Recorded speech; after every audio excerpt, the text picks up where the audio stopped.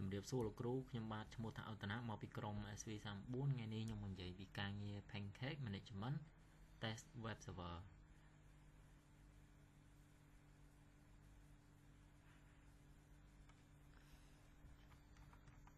ដោយសារតែខ្ញុំបានធ្វើវារួចហើយជាដំបូងខ្ញុំចូល command ទី1 sudo apt update ពេលដែលយើងវាយ command នឹងហើយវានឹងចេញចេះចឹងមកហើយ command ទី2ខ្ញុំប្រើ sudo system ctl status apache to server ពេលដែលយើងវាយ command នឹងហើយវានឹង load active running មានន័យថា Apache កំពុងតែដំណើរការបានហើយហើយ server អាចទទួល request ពី browser បានហើយខ្ញុំចូល host name .i មួយទៀតដើម្បីយក IP ហ្នឹងទៅតេស្តនៅក្នុង web browser ថា Apache ដំណើរការបានអត់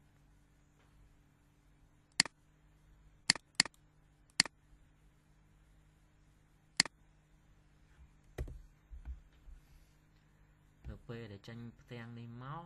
មានន័យថា Apache កំពុងតែដំណើរការហើយ connect រវាង client និង server ដើម្បីអាចប្រើប្រាស់បានហើយបន្ទាប់មកទៀតយើងចូល cd w html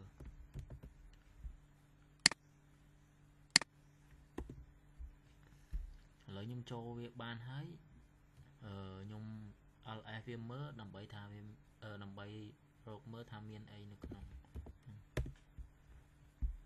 មាន SV34 មាន SV34 index html index engine debian html នៅពេលដែលខ្ញុំបានបង្កើត folder SV34 នេះហើយខ្ញុំចូលទៅមើលនៅក្នុង SV34 ហ្នឹង cd SV34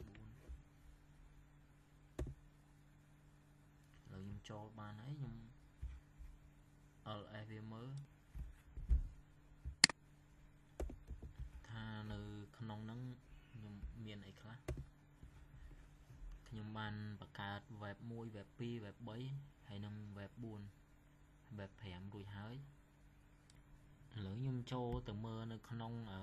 web 1ថាមានអីខ្លះនៅក្នុងហ្នឹង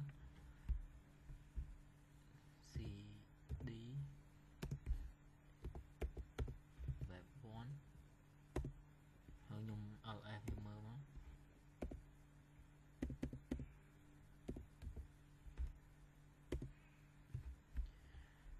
នៅក្នុងហ្នឹងមាន image template time html index html template ហើយ css ហើយខ្ញុំចូលមកតេស្តនៅក្នុងwebsite web 1ហ្នឹងថាវាចេញបែបម៉េចឥ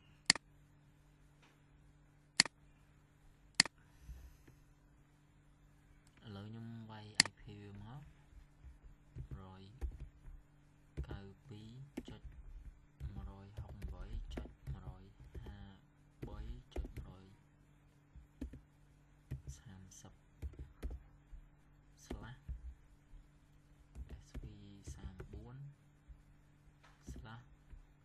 128.130/SV34/web1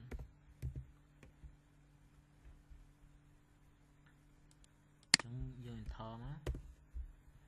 នេះគឺជា website របស់web 1ឥ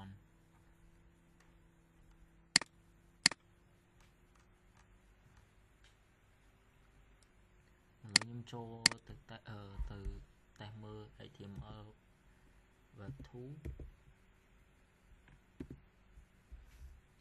នេះគឺជា website នេះគឺជា HTML របស់ web 2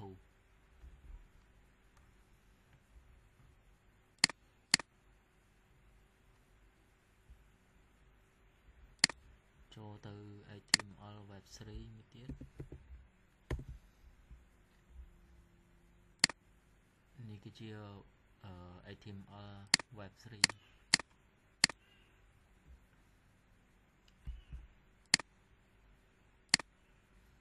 ចូលទៅ web form HTML web form មួយទៀត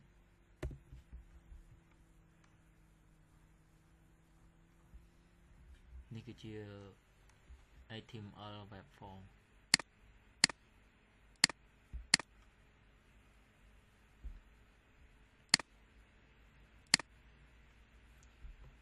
ខ្ញុំចូលទៅ test HTML web file មួយទៀត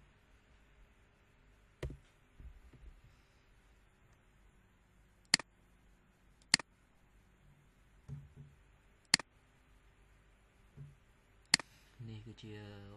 HTML web file អញ្ចឹងការងារទាំងអស់ខ្ញុំសូមបញ្ចប់ត្រឹមប៉ុណ្ណឹងអរគុណលោកគ្រូជំរាបលាលោកគ្រូ